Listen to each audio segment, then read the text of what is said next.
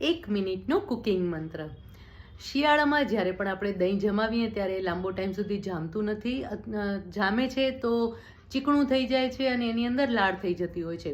તો આવું ન થાય એના માટે શું કરવું જોઈએ? તો સૌથી પહેલાં તો જ્યારે શિયાળામાં આપણે દહીં જમાવવા માટે રાખતા હોઈએ છીએ, મેળવતા હોઈએ છીએ ને, ત્યારે દૂધને થોડું વધારે ગરમ કરવાનું છે. એટલે કે હુંફાળું ગરમ કરીએ એનાથી થોડું વધારે ગરમ કરવાનું છે.